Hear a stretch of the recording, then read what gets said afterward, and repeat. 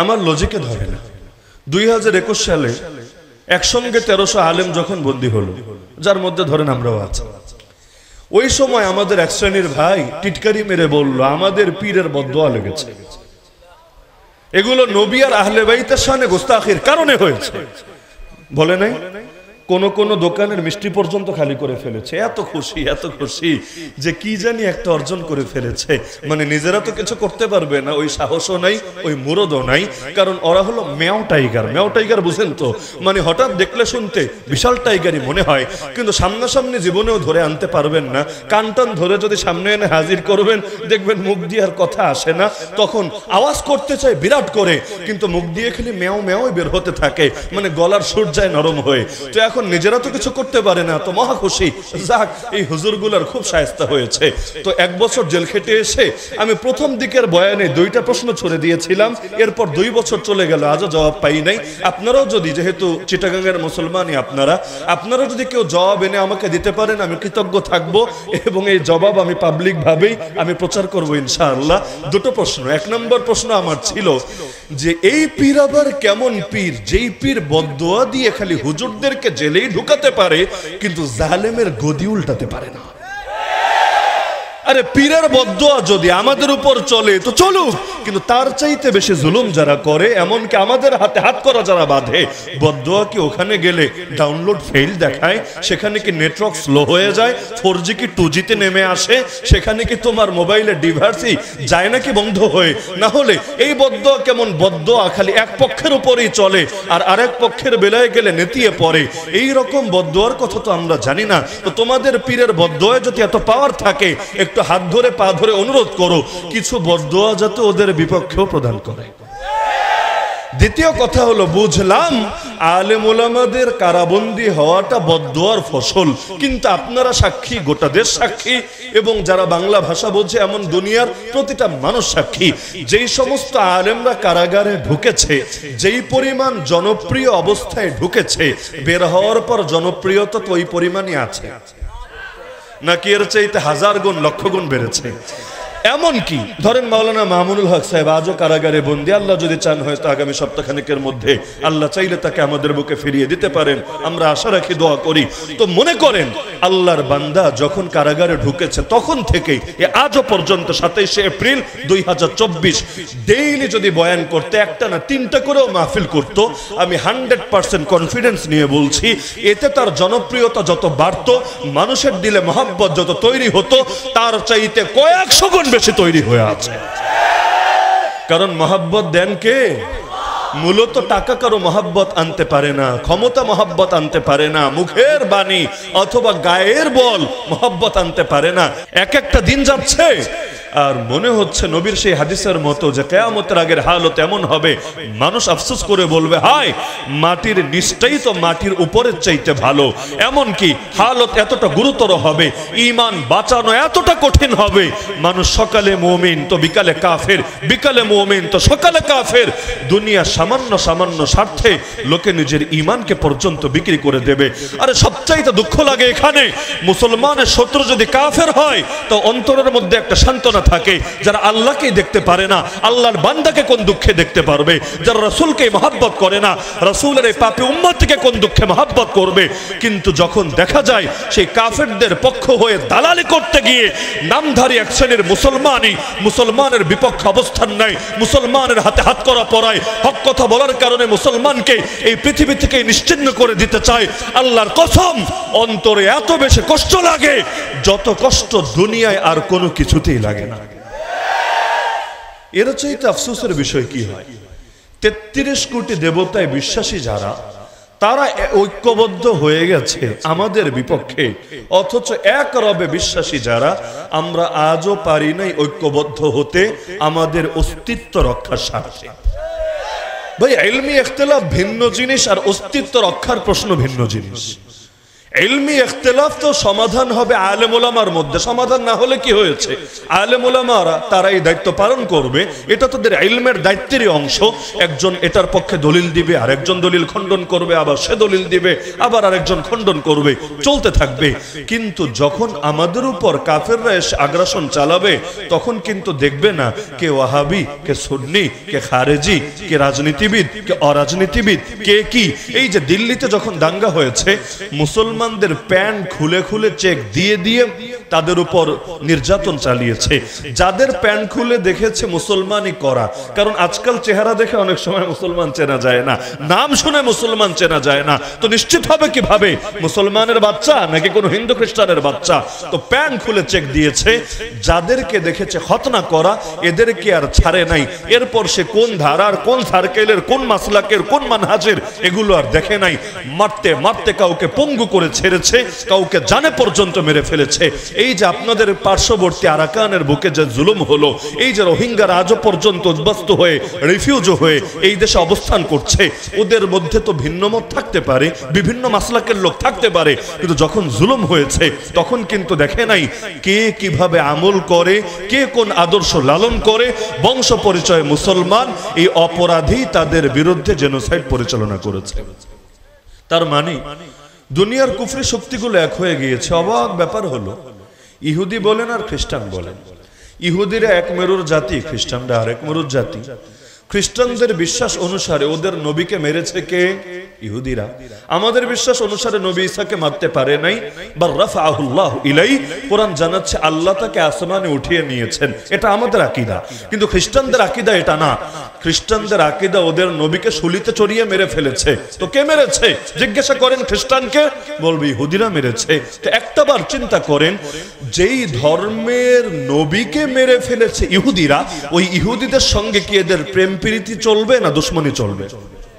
এই যে আমাদের গরম সুন্নি ভাইয়ের, হয়তো এখানেও আছেন আমি জানি না, আমাদের বিরুদ্ধে যত গালিগালাজ করে, যত প্রোপাগান্ডা চালায়, শিরোনাম কিন্তু এটাই ব্যবহার করে যে এরা নবীজির দুশমন, বলে না নবীজির দুশমন। যদিও আমাদের বুকে রক্ত ঝরে নবীর ইজ্জত হেফাজতের জন্য, যদি আমাদেরকে বছরের পর বছর জেল খাটা লাগে আল্লাহ নবীর আদর্শ হেফাজতের জন্য, এমনকি বাংলার জমিনে যতবার বাতিলের চক্ষুশূলে পরিণত হওয়া লেগেছে, সবচাইতে বেশি বাতিলের চক্ষুশূলে পরিণত হতে হয়েছে আমাদেরকে। এমনকি আমাদের আলেম ওলামারা আজও পর্যন্ত পড়ে আছে কারাগারে। আরে কিসের জন্য? আবু জাহালের দালালি করার জন্য তো না, ফেরাউন নমরুদের আদর্শ মানার জন্য তো না, ইয়াজিদের পথকে নিজের পথ বানানোর জন্য তো না, বরঞ্চ সেই নবী, সেই নবীর সাহাবী, সেই নবীর আহলে বাইত, সেই নবীর খুলাফায়ে রাশিদিনের পথে চলার জন্যই তো। তো এত এত জুলুম সওয়ার পরও, এত এত আগ্রাসন সওয়ার পরও আমাদেরকে গালি দেয় যে আমরা নবীর দুশমন। তো মানলাম তর্কের খাতিরে, হ্যাঁ, যে তোমাদের এত ক্ষোভ এই কারণে যে আমরা নবীর দুশমন, তর্কের খাতিরে মানলাম। তো যারা আল্লাহর নবীকে নিয়মিত গালি দেয়, আল্লাহর নবীর নামকেই পৃথিবী থেকে বিতাড়িত করতে চায়, আল্লাহর নবীর আদর্শকে, তার রেখে যাও ইসলামকেই দুনিয়া থেকে নিশ্চিহ্ন করতে চায়, তাদের বিপক্ষে তো খুব আরো বেশি থাকা দরকার ছিল, জজবা আরো বেশি থাকা দরকার ছিল। তাদের বিরুদ্ধে হাতে হাত রেখে কাঁধে কাঁধ মিলিয়ে জিহাদের ময়দানে নেমে আসা দরকার ছিল। কই সেখানে তো নামতে দেখা যায় না। তবে সব ক্ষোভ কি খেলে দুর্বলের বিপক্ষে? আমার লজিকে ধরে না। 2021 সালে একসঙ্গে 1300 আলেম যখন বন্দী হলো, যার মধ্যে ধরেন আমরাও আছি, ওই সময় আমাদের এক শ্রেণীর ভাই টিটকারি মেরে বলল আমাদের পীরের বদদোয়া লেগেছে। এগুলো নবী আর আহলে বাইতের শানে গোস্তাখির কারণে হয়েছে, বলে নাই? কোন কোন দোকানের মিষ্টি পর্যন্ত খালি করে ফেলেছে। এত খুশি, এত খুশি যে কি জানি একটা অর্জন করে ফেলেছে। মানে নিজেরা তো কিছু করতে পারবে না, ওই সাহসও নাই, ওই মুরদও নাই, কারণ ওরা হলো মেও টাইগার। মেও টাইগার বুঝেন তো? মানে হঠাৎ দেখলে শুনতে বিশাল টাইগারই মনে হয়, কিন্তু সামনাসামনি জীবনেও ধরে আনতে পারবেন না। কান টান ধরে যদি সামনে এনে হাজির করবেন, দেখবেন মুখ দিয়ে আর কথা আসে না। তখন আওয়াজ করতে চায় বিরাট করে, কিন্তু মুখ দিয়ে খালি মেও মেও বের হতে থাকে, মানে গলার সুর যায় নরম হয়ে। তো এখন এখন নিজেরা তো কিছু করতে পারে না, তো মহা খুশি, যাক এই হুজুরগুলার খুব শায়েস্তা হয়েছে। তো 1 বছর জেল খেটে এসে আমি প্রথম দিকের বয়ানে 2টা প্রশ্ন ছুড়ে দিয়েছিলাম, এরপর 2 বছর চলে গেল, আজও জবাব পাই নাই। আপনারাও যদি, যেহেতু চিটাগাঙ্গের মুসলমানই আপনারা যদি কেউ জবাব এনে আমাকে দিতে পারেন, আমি কৃতজ্ঞ থাকবো এবং এই জবাব আমি পাবলিক ভাবেই আমি প্রচার করবো ইনশাআল্লাহ। 2টো প্রশ্ন। 1 নম্বর প্রশ্ন আমার ছিল যে এই পীর আবার কেমন পীর, যেই পীর বদদোয়া দিয়ে খালি হুজুরদেরকে জেলেই ঢুকাতে পারে কিন্তু জালেমের গদি উল্টাতে পারে না। আরে পীরের বদদোয়া যদি আমাদের উপর চলে তো চলুক, কিন্তু তার চাইতে বেশি জুলুম যারা করে, এমনকি আমাদের হাতে হাত করা যারা বাঁধে, বদদোয়া কি ওখানে গেলে ডাউনলোড ফেল দেখায়, সেখানে কি নেটওয়ার্ক স্লো হয়ে যায়, 4G কি 2G তে নেমে আসে, সেখানে কি তোমার মোবাইলের ডিভাইসই যায় নাকি বন্ধ হয়ে, না হলে এই বদদোয়া কেমন বদদোয়া খালি এক পক্ষের উপরেই চলে আর আরেক পক্ষের বেলায় গেলে নেতিয়ে পড়ে, এই রকম বদদোয়ার কথা তো আমরা জানি না। তো তোমাদের পীরের বদদোয়ায় যদি এত পাওয়ার থাকে, একটু হাত ধরে পা ধরে অনুরোধ করো কিছু বদদোয়া যাতে ওদের বিপক্ষেও প্রদান করে। দ্বিতীয় কথা হলো, বুঝলাম আলেম ওলামাদের কারাবন্দী হওয়াটা বদদোয়ার ফসল, কিন্তু আপনারা সাক্ষী, গোটা দেশ সাক্ষী এবং যারা বাংলা ভাষা বোঝে এমন দুনিয়ার প্রতিটা মানুষ সাক্ষী, যেই সমস্ত আলেমরা কারাগারে ঢুকেছে, যেই পরিমাণ জনপ্রিয় অবস্থায় ঢুকেছে, বের হওয়ার পর জনপ্রিয়তা তো ওই পরিমাণই আছে নাকি এর চাইতে 1000 গুণ 1,00,000 গুণ বেড়েছে। এমনকি ধরেন মাওলানা মামুনুল হক সাহেব আজও কারাগারে বন্দী, আল্লাহ যদি চান হয়তো আগামী সপ্তাহখানেকের মধ্যে আল্লাহ চাইলে তাকে আমাদের বুকে ফিরিয়ে দিতে পারেন, আমরা আশা রাখি, দোয়া করি। তো মনে করেন আল্লাহর বান্দা যখন কারাগারে ঢুকেছে তখন থেকেই আজও পর্যন্ত 27 এপ্রিল 2024 ডেইলি যদি বয়ান করতে, একটা না 3টা করেও মাহফিল করত, আমি 100% কনফিডেন্স নিয়ে বলছি এতে তার জনপ্রিয়তা যত বাড়তো, মানুষের দিলে মহব্বত যত তৈরি হতো, তার চাইতে কয়েকশো গুণ বেশি তৈরি হয়ে আছে। কারণ মহব্বত দেন কে? মূলত টাকা কারো মহব্বত আনতে পারে না, ক্ষমতা মহব্বত আনতে পারে না, মুখের বাণী অথবা গায়ের বল মহব্বত আনতে পারে না। সেই হাদিসে আছে প্রথমে মহব্বত করেন আল্লাহ নিজে, এরপর জিবরিল আমিনকে ডেকে বলে, জিবরিল আমি ওরে মহব্বত করি, তুইও কর না। জিবরিল আমিন তাকে মহব্বত করে, এরপর আসমানে গিয়ে ঘোষণা দেয়, আরে ফেরেশতারা কি করো তোমরা? আল্লাহ নিজে ওই বান্দাকে মহব্বত করে, আল্লাহ মহব্বত করার কারণে আমি জিবরিলও তাকে মহব্বত করি, তোমরা পিছিয়ে থাকবো কোন দুঃখে, তোমরাও মহব্বত করো না। এরপর আসমানের ফেরেশতা জমিনে নেমে নেমে ঘোষণা দিতে থাকে, এই কান দিয়ে শুনি না তাতে কি, এই কানে ঠিকই ঢুকে যায়, অন্তরের মধ্যে ঠিকই পৌঁছে যায়। কারণ এই কান দিয়ে শুনলে যতটা বিশ্বাস করতাম, আল্লাহর কসম নবীর জবান থেকে যখন জেনেছি এর চাইতে 1000 গুণ বেশি বিশ্বাস করেছি।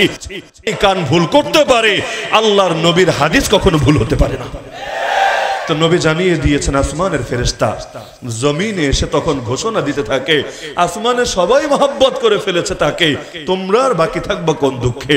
সুম্মা ইউদাউ লাহুল কাবুলু ফিল আরদ, নবীর ভাষ্য, তখন পৃথিবীতে তার জনপ্রিয়তা, তার গ্রহণযোগ্যতা তৈরি হয়ে যায়। তাহলে জনপ্রিয়তা দেন কে? গ্রহণযোগ্যতা দেন কে? মানুষের দিলে মহব্বত ঢেলে দেন কে? আর একটাবার চিন্তা করেন, ইমাম আবু হানিফা নামটা শোনে নাই এরকম লোক গোটা বাংলাদেশ কেন গোটা দুনিয়ায় মুসলমানদের মধ্যে একজন খুঁজে পাবেন? কিন্তু ইমাম আবু হানিফাকে জেলে ঢুকিয়ে খাবারে বিষ মিশিয়ে মেরেছিল যেই শাসক, তার নামটা পারলে একজন দাঁড়িয়ে বলেন? আলেম ওলামারা হয়তো বললে বলতে পারবে, সাধারণ মানুষ ওই নামই তো আলোচনায় আসে না যে কে তাকে বিষ খাইয়ে মেরেছে। ইমাম আহমদ বিন হাম্বল নাম শোনেন নাই এরকম লোক আছেন নাকি এখানে? অথচ ইমাম আহমদ বিন হাম্বলকে তিনজন শাসক, একজন না, একজন, তারপর আরেকজন, তারপর আরেকজন, 3 প্রজন্ম, 3 শাসক লাগাতার আল্লাহর এই বান্দাকে তার সহি আকীদার কারণে জুলুম করেছে। এত এত জুলুম হলো, এত এত আগ্রাসন হলো, কিন্তু আজ দেখেন ইমাম আহমদ এত 1000 বছর পরও মুমিনদের দিলে ঠিকই রাজত্ব করছে। ইমাম আহমদের মৃত্যু 241 হিজরিতে, আর 1445 হিজরি, কত বিশাল এক গ্যাপ আর ডিস্টেন্স। এরপরও তার মহব্বত আজও প্রতিটা মুমিনের হৃদয়ে রয়েছে।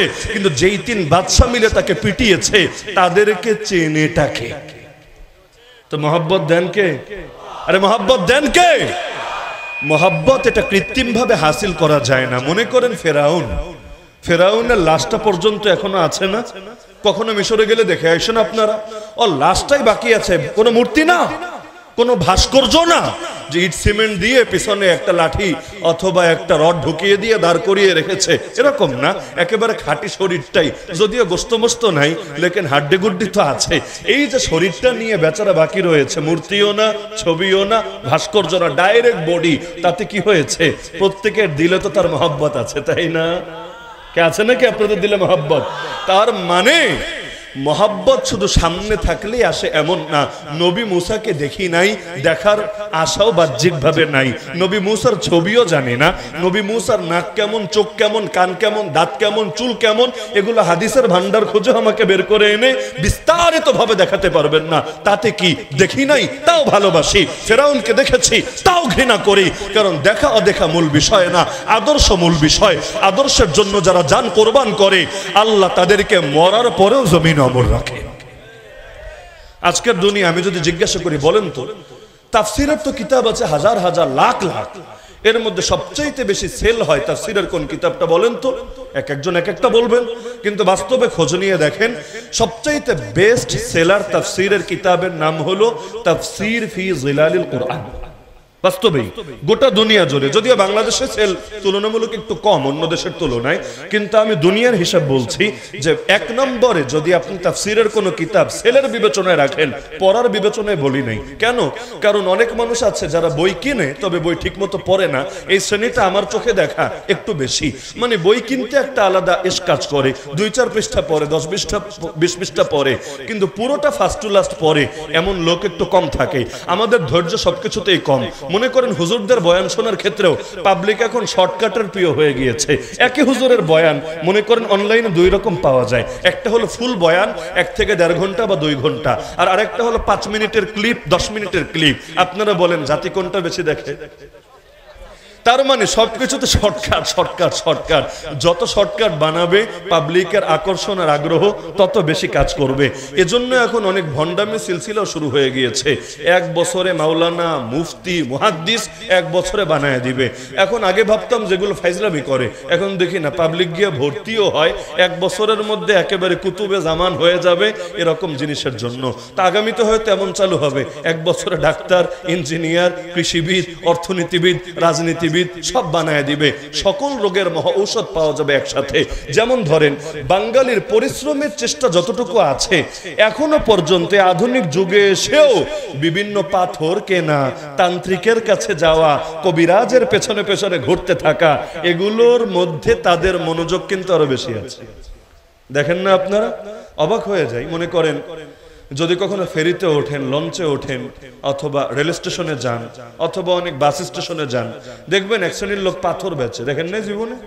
একেবারে এরকম অনুন্নত জায়গায়ও পাবেন। আর ঢাকায় আসেন, যমুনা ফিউচার পার্কে যান, এত উন্নত একটা জায়গা, বিশাল শপ, মানে মোটামুটি আপনাদের এই মাহফিলের অর্ধেক মনে করেন বিশাল এক শপ নিয়ে সেখানেও পাথর বেচছে।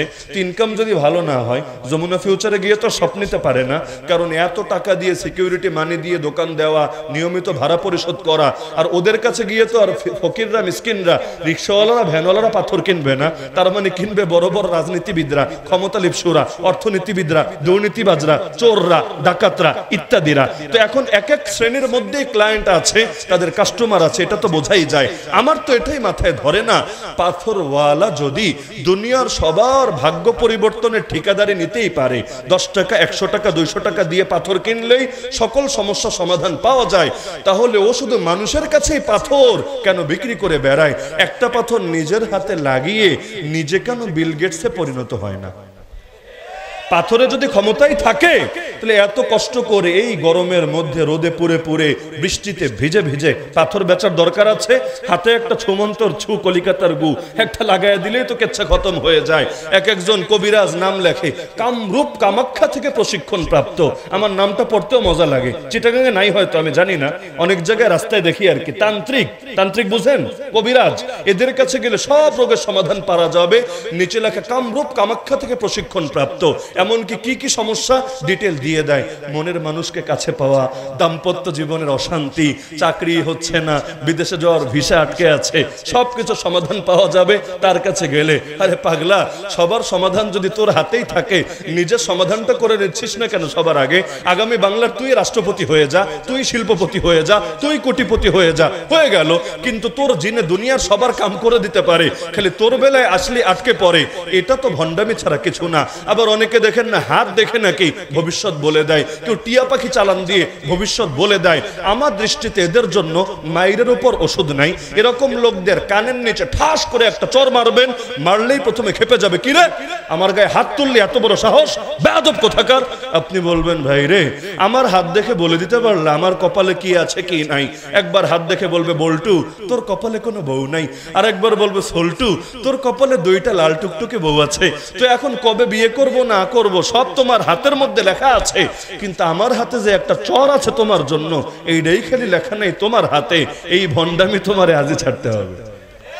এরকম ভণ্ডামি করে না নাকি? করে। তো যে প্রসঙ্গে বলছিলাম যে এই পীর আবার কেমন পীর, খালি দোয়া দিয়ে দিয়ে আলেমদের জেলেই ঢুকাতে পারে, এরপর আর বেরো করতে পারে না, আর অন্যদেরও কোনো ক্ষতি করতে পারে না। 2 নম্বর কথা, আলেমদের জেলে যাওয়া যদি বদদোয়ার ফসল হয়, বের হওয়ার পর যে এক একজন সুপারস্টার হয়ে যাচ্ছে, এটা কিসের ফসল রে ভাই?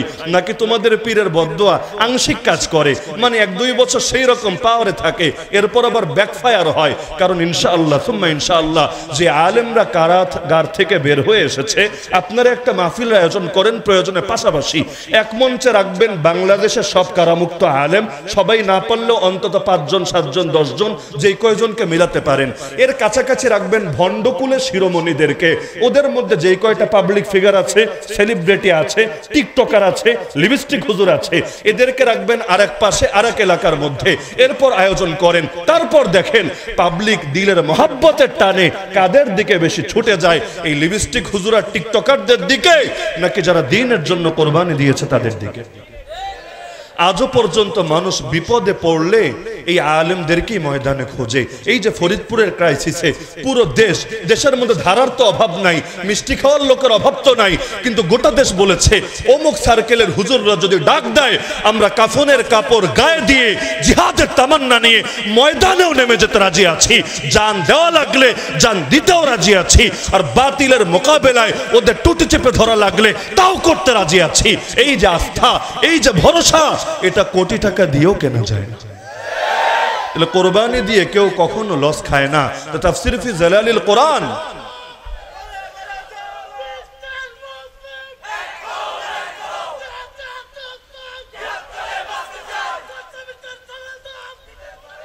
তাফসীর ফি জিলালিল কোরআন এত অমর হয়েছে কিভাবে জানেন? আমাকে যদি বলেন হুজুর এই কিতাবের মধ্যে ইলমকে বাকি সব কিতাবের চাইতে বেশি, আমি বলবো না, এমন না। বরঞ্চ তাফসীর ইবনে কাসির বলেন বা জগৎ বিখ্যাত এরকম আরো বহু কিতাব আছে যেগুলোর ইলমের ভান্ডার এর চাইতেও বেশি। কিন্তু বলবেন তাহলে এত গ্রহণযোগ্যতা পেল কিভাবে? আমার কাছে একমাত্র জবাব হলো, সৈয়দ কুতুব রহমাতুল্লাহ আলাইহি যতদিন জীবিত ছিলেন, তার মৃত্যুর আগ পর্যন্ত তার গোটা জীবনে তাফসীর ফি জিলালিল কোরআনের 1 এডিশনও সেল হয়ে শেষ হয়নি। মানে বুঝতে পারছেন, 1 এডিশন, একবারে যে কয়টা কিতাব ছাপিয়েছে সবগুলো গোডাউন থেকে বের হয়ে বাজারে সেল হয় নাই, কিছু তখনও জমা ছিল।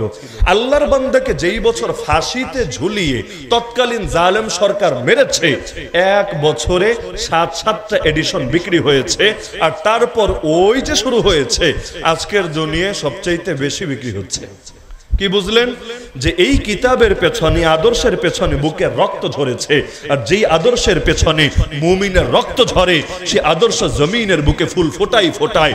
ইসলাম নামক বৃক্ষের গোড়ায় পানি নয়, বরং রক্ত ঢালতে হয়। যে ইসলামের গোড়ায় নবীজির রক্ত, যে ইসলামের গোড়ায় আবু বকরের রক্ত, যে ইসলামের গোড়ায় ওমরের রক্ত, যে ইসলামের গোড়ায় ওসমান আলীর রক্ত, যে ওসমানের গোড়ায় হাসান হুসাইনের রক্ত, যে ইসলামের গোড়ায় আল্লাহর নবীজির 52,000 প্লাস সাহাবীর রক্ত, যে ইসলামের জন্য আবু হানিফা শহীদ, যে ইসলামের জন্য ইমাম মালিকের মুখে চুনকালি লাগিয়ে গাধার পিঠে চড়িয়ে মদিনার অলিতে গলিতে ঘোরানো হয়েছে, যে ইসলামের জন্য ইমাম শাফিঈকে জেল খাটতে হয়েছে, যে ইসলামের জন্য ইমাম আহমদকে বুড়ো বয়সে এত পরিমাণ মার খেতে হয়েছে, পিঠের গোশতগুলো পর্যন্ত কিমা কিমা হয়ে গিয়েছে, যে ইসলামের জন্য ইবনে তাইমিয়া কারাগারে লাশ হয়েছে, যে ইসলামের জন্য ইমাম সারাখসিকে কুয়ার মধ্যে নিক্ষিপ্ত হতে হয়েছে, যে ইসলামের জন্য মুজাদ্দেদে আল ফেসানিকে বন্দিত্ব গ্রহণ করতে হয়েছে, যে ইসলামের জন্য সৈয়দ আহমদ শহীদকে, ইসমাইল শহীদকে, আব্দুল হাইকে আরে ময়দানের মধ্যে কারবাল সেই বালাকোটের প্রান্তরে রক্ত ঝরাতে হয়েছে, যে দ্বীনের পেছনে এত এত বুজুর্গ, এত এত ওলি, এত এত মুজাহিদ, এত এত আলেম ওলামার রক্ত আছে, সেই ইসলাম হার জামানায় ইনশাআল্লাহ সুম্মা ইনশাআল্লাহ মুমিনের রক্ত পেলে আরো বেশি শক্তিশালী হবে। বলবেন কিসের জন্য? আল্লাহ কি আমার রক্তের মুখাপেক্ষী নাকি? না রে বান্দা, আল্লাহ কোনো কিছুর মুখাপেক্ষী না, আল্লাহ আমার ইবাদতের মুখাপেক্ষী না, তোমার কোরবানির মুখাপেক্ষী না, কিন্তু আল্লাহ চায় আমাকে দামি বানাতে, তোমাকে দামি বানাতে। দামি হব কিভাবে? লাইফ তো একটা, চান্স তো একটা। তো রব্বুল আলামিন মাঝে মধ্যে এমন কিছু সুযোগ তৈরি করে দেন, যেমন এই আমি আলী হাসান উসামা সারা জীবন বসে যত নামাজ পড়েছি, আমি জীবনে আজও পর্যন্ত এই কথা বলতে পারবো না যে 2 রাকাত নামাজ অন্তত এমন পড়েছি যেভাবে রাসূল পড়েছিলেন, যেভাবে সাহাবীরা পড়েছিলেন, যেই 2 নামাজের শতভাগ গুণ ঠিক ছিল। এমন একটা সেজদা এখনো দিতে পারি নাই যেই সেজদার ব্যাপারে আমি আশাবাদী আল্লাহ অন্তত এটাকে কবুল করবেই করবে। কিন্তু আমাকে দ্বীনের জন্য যে জুলুম করা হয়েছে, যে বন্দিত্বের যাতনা সইতে হয়েছে, এটার ব্যাপারে আমি অন্তত আশাবাদী। এখানে কোনো রিয়া নাই, এখানে কোনো লোক দেখানোর মনোভাব নাই, এখানে ভিন্ন কোনো ইচ্ছা আসার সুযোগই নাই। এতটুকুর ব্যাপারে অন্তত আশাবাদী আল্লাহ এই কষ্টের বিনিময়ে জাহান্নামের কষ্টকে চিরতরে মাফ করে দিতে পারেন। যার সাথে যার মহাব্বত, তার সাথে তার কিয়ামত। এই মূলনীতির আলোকে আল্লাহ আমাকেও কিয়ামতের দিন সেই বেলাল, সোহাইব, আম্মার, ইয়াসির, খুবাইব, খাব্বাব আর সুমাইয়ার সঙ্গে হাসর করাতে পারেন।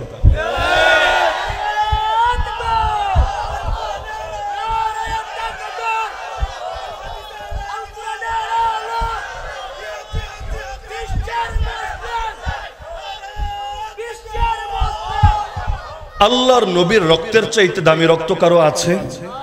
আরে দুনিয়ার কোন পীরানে পীর দস্তগীর দাঁড়িয়ে জীবনে বলতে পারবে আমার রক্ত নবীর রক্তের চাইতে বেশি দামি হয়েছে? একটাবার চিন্তা করেন, এই দ্বীনের জন্য যদি সেই নবীর গালে চর লাগতে পারে, আল্লাহর কসম আমার গাল নবীর গালের চাইতে বেশি দামি না। এই দ্বীনের জন্য সেই নবী নামাজে দাঁড়ালে তার গলায় চাদর পেঁচিয়ে শ্বাসরুদ্ধ করে তাকে যদি হত্যা করার চেষ্টা হতে পারে, আল্লাহর কসম আমি গুনাহগারের গলা তার গলার চাইতে বেশি দামি না। এই দ্বীনের জন্য আমার নবীর চেহারা মোবারকে যদি থুথু ছোড়া হতে পারে, আল্লাহর কসম আমার চেহারা তার চেহারার চাইতে বেশি দামি না। এই দ্বীনের জন্য আবু জাহাল যদি নিজের হাতে পাথর মেরে আমার নবীর মাথা ফাটাতে পারে, আল্লাহর কসম আমার মাথা সেই নবীর মাথার চাইতে বেশি দামি না। এই দ্বীনের জন্য আল্লাহর নবী যদি নিজের 3 বছর জীবনের মূল্যবান 3টা বছর কারাগারে কাটাতে পারে, অবরোধে কাটাতে পারে, আল্লাহর কসম আমার গোটা জীবনটাও নবীর 3 বছরের চাইতে বেশি দামি না। এই দ্বীনের জন্য আমার নবীর পেটে যদি একটা না দুইটা পাথর উঠতে পারে, আল্লাহর কসম আমার পেট নবীর পেটের চাইতে বেশি দামি না। এই দ্বীনের জন্য আল্লাহর নবীর যদি খুন ঝরতে পারে, আল্লাহর কসম আমার খুন নবীর খুনের চাইতে বেশি দামি না। এরপর নবী যদি আল্লাহর কাছে নিয়মিত শাহাদাতের দোয়া করতে পারে, আমি শাহাদাতের তামান্না থেকে পিছিয়ে থাকবো কোন দুঃখে? আল্লাহর কসম যেই পথে চলেছেন নবী সেই পথে আমাদের পথ, তার মিশনই আমাদের মিশন, তার ভিশনই আমাদের ভিশন। এই পথে যদি জান দেওয়া লাগে আলহামদুলিল্লাহ, মাল দেওয়া লাগে আলহামদুলিল্লাহ, ফ্যামিলি দেওয়া লাগে আলহামদুলিল্লাহ, প্রয়োজনে কল্লা দিব, তবে বাতিলের সামনে আপোষ করতে পারবো না।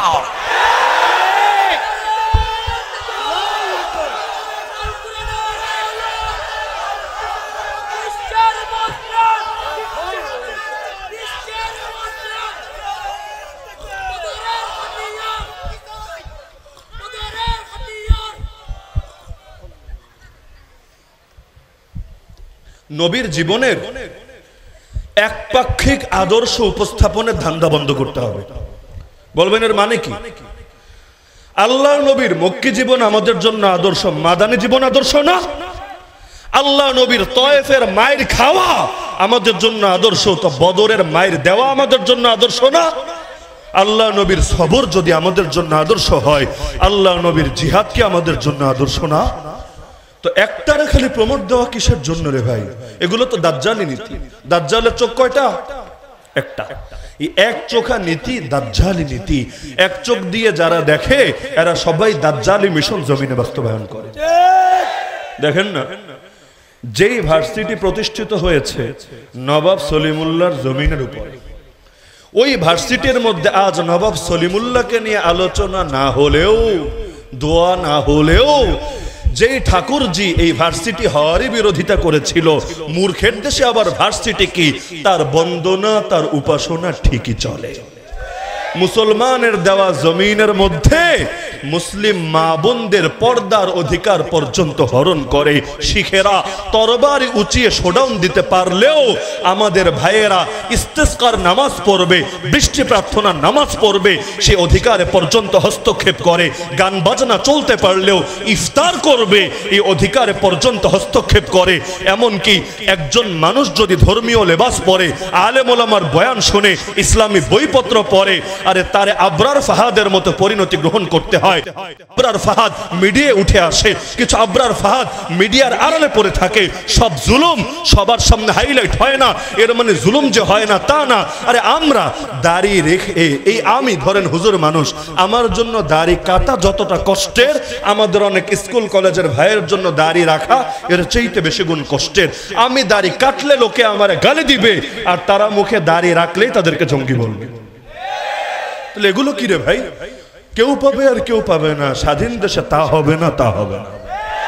নাস্তিক তার কথাগুলো অধিকারের সাথে বলতে পারবে, কাদিয়ানি তার কথা অধিকারের সাথে বলতে পারবে, হিজবুত তাওহীদ তার কথা অধিকারের সাথে বলতে পারবে, সেকুলার তার কথা অধিকারের সাথে বলতে পারবে, এমনকি হিন্দুত্ববাদী তার কথা অধিকারের সাথে বলতে পারবে।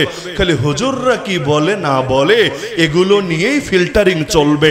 এই জুলুমের অবসান হতে হবেই হবে। ফরিদপুরের ঘটনা ঘটেছে কয়দিন আগে, যদি আজও পর্যন্ত কেউ গ্রেফতার হয়েছে বলে আমার জানা নাই, আপনাদের থাকলে থাকতে পারে, আমার জানা নাই। কিন্তু ওটা নিয়ে শক্ত প্রতিবাদ করেছে কোন কোন হুজুর, ইতিমধ্যে তালিকা হয়ে গিয়েছে। কারা করেছে, কোথায় করেছে এগুলো আমি বলবো না, বলা উচিত না, কিন্তু ইতিমধ্যে এই তালিকা প্রস্তুত হয়েছে। এর মানেটা কি? আলেমের জন্য কি কথা বলার অধিকার নাই? আর রেস্ট্রিকশন দিয়ে দেবে, মাহফিলে কথা হবে হুজুর, তবে আসমানের উপরের আর মাটির নিচের। হ্যাঁ ঠিক আছে ভাই, আসমানের উপরের কথা অবশ্যই বলা দরকার, কারণ এগুলো কোরআন হাদিসে আছে। মাটির নিচেরটাও বলা দরকার, এগুলো কোরআন হাদিসে আছে। সহমত ভাই, কোনো আপত্তি নাই, কিন্তু মাঝখানেরটা কি তোর বাপে বলবে? আলেমরা খালি উপরে আর নিচে সীমাবদ্ধ করে দিবি, বাকিটা কে বলবে রে? আলেম বললে তো কোরআন হাদিসের আলোকে বলবে, আর তুই বললে তো কোরআন হাদিস ছাড়া বলবি। তো কোরআন হাদিসের আলোকে যদি বলে, সেটাকে নিষিদ্ধ লোকে কিভাবে করতে পারে? এই যে আজকাল বলে, রিমান্ডে ধরেন, আমার একটা প্রশ্ন, হুজুর উগ্রবাদী বয়ান দিয়েছেন কেন? কি কথা, কমন ডায়লগ না এগুলো? হুজুর উগ্রবাদী বক্তব্য দিয়েছেন কেন? আমি ফিরতে একটা প্রশ্ন করেছি, যে আমি একটু ক্লিয়ার হতে চাচ্ছি। ক্লিয়ার হলো, আমি যে কথাগুলো বলেছি আজও পর্যন্ত একটাও মিডিয়ার কাভারেজের বাইরে নাই, সবই মিডিয়া আছে। আড়ালে আবডালে ওই হেরা গুহায় ঢুকে ঢুকে আমরা বয়ান দেই না, যা দেই সব পাবলিক প্লেসেই দিই, সব সামনে আছে। এমন কিছু কথা, এমন একটা কথা আমাকে এনে দেখান যেটা কোরআন হাদিসের সঙ্গে সাংঘর্ষিক, কোরআন হাদিস বিরোধী। কারণ কোরআন হাদিস সমর্থিত যেটা হবে, এটাকে যদি কেউ উগ্রবাদ বলে সে বেঈমান হয়ে যাবে, কোনো দ্বিমত নেই, কোনো দ্বিমত নাই। যেটা কোরআন হাদিস সম্মত, এটাকে যদি কেউ জঙ্গিবাদ বলে, উগ্রবাদ বলে, সাম্প্রদায়িকতা বলে, ও মুসলমান থাকবে না বেঈমান হবে? কারণ এটাকে উগ্রবাদ বলা মানে আল্লাহকে উগ্রবাদী বলা। মনে করেন যুবক ছেলেরা একটু আগে স্লোগান দিল, সাবিলুনা সাবিলুনা আল জিহাদ আল জিহাদ। এখন যদি কেউ দাঁড়িয়ে বলে, কি রে এটা দেখে জঙ্গিবাদের স্লোগান, আল্লাহর কসম ও বেঈমান হবে, মুরতাদ হবে। কাউকে গ্রেফতার করে সামনে যদি কয়টা বই রেখে লেখে জিহাদি বই, আর যদি রিপোর্ট করে জিহাদি বই পাওয়া গিয়েছে, নিঃসন্দেহে সে বেঈমান হয়ে যাবে। বলবেন কেন? আরে যদি তুমি সন্ত্রাসী লিখতা এই ফতোয়া দিতাম না, যদি তুমি ভিন্ন শব্দ লিখতা এই ফতোয়া দিতাম না। কিন্তু কোরআনের শব্দ, হাদিসের শব্দ, ইসলামের পবিত্র কোনো বিধানকে কেউ যদি ব্যঙ্গ বিদ্রুপ করে, ট্রোল করে, অপরাধ হিসাবে উপস্থাপন করে, ও নিজেরা মুসলমান দাবি করে কোন মুখে? ঈমান ভঙ্গের কারণগুলোর মধ্যে একটা কারণ এটা নাই, কাফেরদেরকে মুসলমানদের বিরুদ্ধে সাহায্য করা। আছে নাকি নাই? আছে নাকি নাই? এবার আমাকে বলেন, যদিও কথাটা বেশি করা হয়ে যাবে, কিছু করার নেই, করা হলে কি বা করার আছে। মনে করেন সাতকা নিয়ে আপনাদের আগের নেতার জামানে আমি আসতে পারি নাই, নেতাজি নাই তাই এখন আসতে পারছি। এর মানে কথা বলতে আমারে যে এটা ভেবে বলতে হবে যে কোন কথা বললে পরের বার আসা যেতে পারে, আল্লাহ সাক্ষী ওই নিয়ত ভেতরে নাই।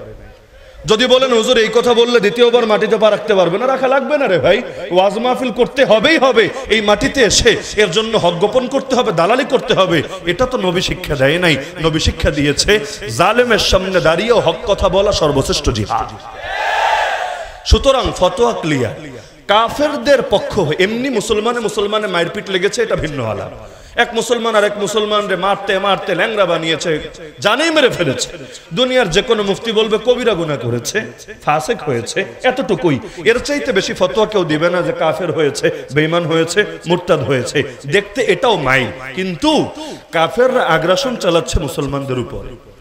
কোন শরীয়ত ওজর ছাড়া এক লোক গিয়ে কাফেরদের সাথে হাত মিলিয়েছে, যেগুলো রাজাকার বলে আর কি, কিন্তু সে রাজাকারি করছে কোন কুফরি অপশক্তির পক্ষে, যে হাত মিলালাম যে তোমাদের পক্ষ হয়ে মুসলমানদেরকে দমাবো, আলেম ওলামারে দমাবো, তাওহীদ জনতাকে পাখির মতো গুলি করে মারবো। তার মানে সে কাফেরদেরকে বিজয়ী করতে চাচ্ছে মুসলমানদের বিপক্ষে। আর ফতোয়ার একটা মূলনীতি হলো আর রিদা বিল কুফরি কুফরুন, কুফরের প্রতি সন্তুষ্টি প্রকাশ করাও আরেকটা কুফর এবং ঈমান নষ্ট হওয়ার কারণ। যেমন কাদিয়ানীদেরকে কেউ যদি জেনে বুঝে কাফের না বলে, সেও কি হবে কাফের। কেন? কারণ এরকম অকাট্য বিষয়ও সে দ্বিমত করার মানে হলো সে তাদের ভণ্ডামি আর তাদের কুফরের উপর সন্তুষ্ট হয়ে গিয়েছে। তো সর্বজন বিদিত অকাট্য বিষয় অস্বীকার করলে ঈমানি হুমকির মুখে পড়ে। তা আমাদের যে ভাইয়েরা চাকরি বাঁচাতে, প্রমোশন ঠিক রাখতে অথবা জবাবদিহির আওতার বাইরে থাকতে গিয়ে গুলি চালাচ্ছে আমাদের বুকে, আর মুসলমান নাম লাগিয়েও কাফেরদের লড়াইকে সহজ করে দিচ্ছে। এবার আমারে বলেন, ঈমান ভঙ্গের কারণ তাদের মধ্যে পাওয়া যাচ্ছে নাকি যাচ্ছে না? আমি ফতোয়া দিচ্ছি না যে সব কয়টা মুরতাদ হয়েছে ওদের জানাজা পড়ো না, সালাম দিও না, বউ তালাক, ফতোয়া দিচ্ছি না। আমি শুধু এটা দেখাচ্ছি যে ঈমান নষ্ট হওয়ার একটা কারণ ওদের মধ্যে পাওয়া যাচ্ছে নাকি যাচ্ছে না।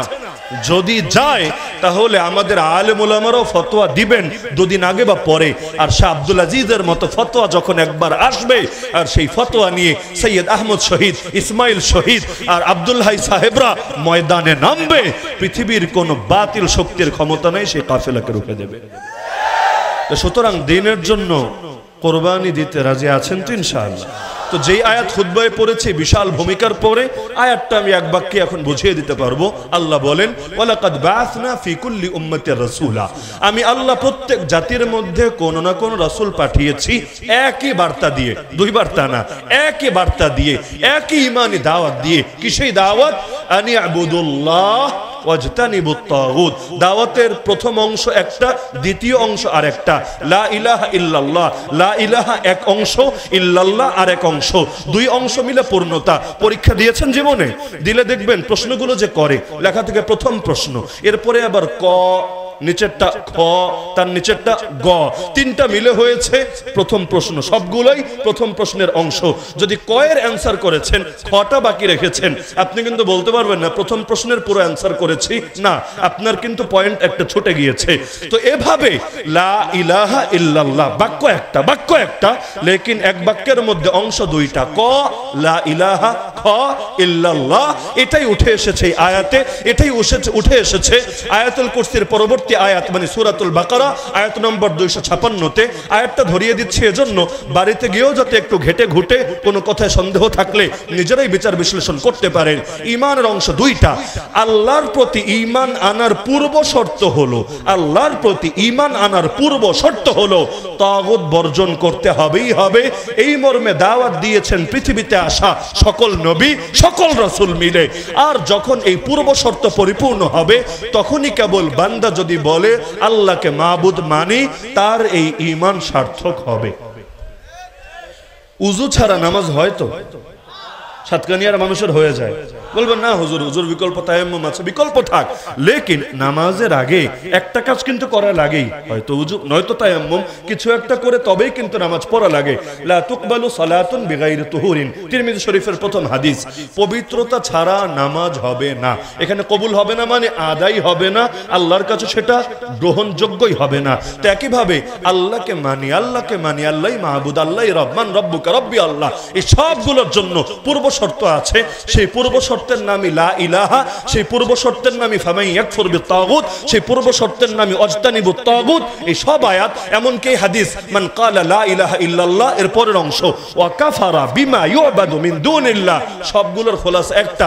আলোচনা লম্বা হবে দেখে আমি আর ব্যাখ্যায় যাচ্ছি না, আমার ধৈর্য ফুরায় না আলহামদুলিল্লাহ, যেহেতু আমাদের বলতে বলতে এগুলো এখন গাছও হয়ে গিয়েছে।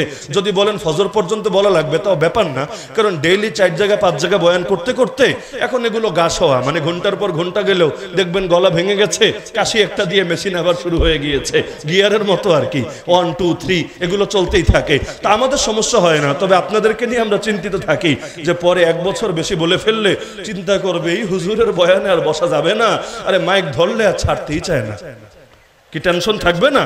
এজন্য আমি আর লম্বা করছি না, কিন্তু আমি মূল পয়েন্ট বলে দিচ্ছি। আল্লাহর প্রতি ঈমান আনতে চাইলে তাগুত বর্জন করা লাগবেই লাগবে। কেউ যদি বলে ফেরাউনকেও মানি, আল্লাহকেও মানি, আমি বলবো তুমি বেঈমান। কেউ যদি বলে নমরুদকেও মানি, আল্লাহকেও মানি, আমি বলবো তুমি বেঈমান। কেউ যদি বলে আবু জাহাল আবু লাহাবকেও মানি, রব্বুল আলামিনকেও মানি, আমি বলবো তুমি বেঈমান। তো একইভাবে যত তাগুত হতে পারে, সে তাগুতের ব্যাখ্যায় আজকে আর ঢুকবো না, যত তাগুত হতে পারে জমিনের বুকে, সকল তাগুতকে যারা প্রত্যাখ্যান করবে, লা ইলাহা লা ইলাহা লা ইলাহা বলে, লা ইলাহা ইল্লাল্লাহ হলো এক তরবারি, এই তরবারি দিয়ে সকল বাতিলের সঙ্গে থাকা তার সম্পর্কের রশিকে কেটে ফেলবে, ছিন্ন করবে। ইল্লাল্লাহ ইল্লাল্লাহ, তার এই ইল্লাল্লাহ বাক্য আল্লাহর কাছে কবুল হবে। আবু তালেবকে জানতো না আল্লাহ রব, আবু তালেবকে জানতো না মুহাম্মদ সাল্লাল্লাহু আলাইহি ওয়াসাল্লাম নবী, আবু তালেবকে জানতো না নবীর উপর যে জিবরিল ওহী নিয়ে আসে এটা হক ওহী। আবু তালেব জান্নাতি না জাহান্নামী? বলেন না, জান্নাতি না জাহান্নামী? তো আগে তো বললেন জানতো, সব জানতো, ইখতিলাফ ছিল না, দ্বিধা ছিল না, তো জাহান্নামী কি লেগে রে ভাই? আচ্ছা, আবু জাহালকে নামাজ পড়তো না, কাবার খেদমত করতো না, হাজিদের খেদমত করতো না, বাইতুল্লাহ সংস্কারের কাজ করতো না, বিভিন্ন সময় সিয়াম সাধনা করতো না? বলবেন হুজুর করতো না কি? হ্যাঁ করতো। ইবাদত নিয়ে নবীর সঙ্গে তাদের মৌলিক মারপিট ছিল না। কেন? আমার নবী নবী হওয়ার পর ইবাদত শুরু করেছেন, এর আগে করেন নাই? হেরা গুহায় গিয়ে কি করলেন? মাসের পর মাস করলেনটা কি? আমি আপনি তো নির্জনে গেলে ফেসবুক চালাবো, একমাত্র আমল। ইউটিউব তো মিস নাই, দেখ বই, এগুলো আমাদের আমল। নবীজি হেরা গুহায় গেলেন, তার হাতে কি মোবাইল ছিল, কম্পিউটার ছিল? তিনি কি সেখানে বসে এমনি সময় কাটিয়েছেন? না, প্রতিটা মুহূর্ত রবের ইবাদতে কাটিয়েছেন। কেউ গিয়ে নবীর গায়ে হাত তুলেছে? অথবা আল্লাহ নবী যখন কাবায় দাঁড়িয়ে নামাজ পড়েছেন, সিজদায় গিয়েছেন, কেউ উটের ভুঁড়ি চাপিয়ে দিয়েছে? দেয় নাই। 40 বছর কেউ টোকাও মারে নাই। হঠাৎ খেপে গেল কেন? একমাত্র কারণ নবী তাগুত বর্জনে ডাক দিয়েছে। ইব্রাহিম নবী বলেন, মুসা নবী বলেন, নূহ নবী বলেন, ঈসা নবী বলেন, আমার নবী বলেন, যখনই বাতিলের বিরুদ্ধে মুখ খোলে, মানুষকে তাগুতকে লাল কার্ড দেখাতে বলে, তখনই তারা তাদের বাহিনী, তাদের শক্তি, তাদের হাতে যা কিছু আছে সবকিছু নিয়ে তাদের বিপক্ষে ময়দানে নামে। বাংলার জমিনে যে আলেমরা তাগুতকে চ্যালেঞ্জ করে না, বাতিলের বিপক্ষে বলে না, কই তাদের গায়ে তো এসে ওরা টোকা মারে না? আমি কাউকে ছোট করছি না, ছোট করছি না, আমি বাস্তবতাটা বলছি, বাস্তবতা। মনে করেন যে হজে যায় নাই, আমি যদি তারে বলি সৌদির কষ্ট কেমন লেগেছে, এই প্রশ্নটাই তো ভুয়া, প্রশ্নটাই তো অনর্থক, প্রশ্নটাই তো অবান্তর। তো ইসলামের 2টা কাজ আমাদেরকে ফরজ করেছে, এক হলো সৎ কাজের আদেশ, আমর বিল মারুফ, আর এক হলো অসৎ কাজের নিষেধ, নাহি আনিল মুনকার। নবী যতদিন শুধু সৎ কাজের আদেশ দিয়েছেন, কেন? আল্লাহ নবী 40 বছরের আগে কাউরে কিছু বোঝেন নাই, আত্মীয়তার বন্ধন রক্ষা করতে বলেন নাই, আল্লাহ নবী বিভিন্ন সামাজিক হেলফুল ফজুল টাইপের বিভিন্ন খেদমত আঞ্জাম দেন নাই, এগুলো নিয়ে মারপিট লাগে নাই। লেগেছে কখন জানেন? দেবদেবীর বিপক্ষে যখন বলেছে, কুফরি মতবাদের বিপক্ষে যখন বলেছে, অপসংস্কৃতিকে যখন চ্যালেঞ্জ করেছে, আল্লাহর জমিন, আল্লাহর আইন যখন কায়েম করতে চেয়েছে, ব্যাস ওই যে লাগা লেগেছে, আবু জাহাল এসে তো এটাও বলেছে তোমার ভাতিজা যা বলবে সব মানবো, কিন্তু আরে থামতে বলো। আল্লাহ রাসূল বলছে চাচা যান বলে দেন, একটা বাক্য মানলেই খেল খতম, কিচ্ছু লাগবে না, আর আমাকে নিয়ে কোনো টেনশন করতে হবে না। আবু জাহাল বলছে না মুআবিকা আশরা, মুহাম্মদ তোর মরাবাপের কসম খেয়ে বললাম, এক বাক্য না 10 বাক্য মানবো ভাতিজা, এক বাক্যের জন্য এত প্যারা দিচ্ছিস কিসের জন্য, খালি বল না বাক্য। নবী বললেন বলো লা ইলাহা ইল্লাল্লাহ। আরে এটা তো মানতে পারবো না, আজআলাল আলিহাতা ইলাহান ওয়াহিদা ইন্না হাযা লাশাইউন উজাব। কি ছিল এই বাক্যে আমি আপনি বুঝি না তো, তাই মুখে বাঁধে না। একটা কথা মাথায় গেঁথে রাখবেন, লা ইলাহা ইল্লাল্লাহ, লা ইলাহা ইল্লাল্লাহ, লা ইলাহা ইল্লাল্লাহ বলতে বলতে বলতে যদি মুখে ফেনাও তুলে ফেলেন, কিন্তু লা ইলাহা ইল্লাল্লাহ আদর্শ অন্তরে ধারণ না করেন, লা ইলাহা ইল্লাল্লাহ যদি শুধু জবানে আটকে যায়, দিলের মধ্যে প্রবেশ না করে, দুনিয়ার কোনো বাতিল টোকাও মেরে দেখবে না আপনাকে। টোকা মারবে কখন? যখন ঈমান কামেল হবে, কারণ বিপদ আসা রবের বন্ধু হওয়ার আলামত। আল্লাহ সবাইরে বিপদ দেয় না। ইন্নাল্লাহা ইযা হাব্বা কওমান ইবতালাহুম, সহিহ হাদিস। আল্লাহ কোন জাতিকে ভালোবাসলে বিপদ দিয়ে পরীক্ষা করে। ইন্না ইজামাল জাযাই মা ইজামিল বালা, পরীক্ষা যত বড় পুরস্কার তত বড়। ইবতালার রাজুলু বিহাসাবি দীনিহি, যার দিনদারি যেমন আর তার উপর মুসিবত আসবে তেমন। গাজার মুসলমানদের ঈমান মজবুত, আল্লাহ তাদের পরীক্ষাও নিচ্ছে। দেখেন না ছোট ছোট বাচ্চাগুলো এমন এমন কথা বলছে, আমার মতো জুয়ানরাও হয়তো সে কথা বলতে পারবে না।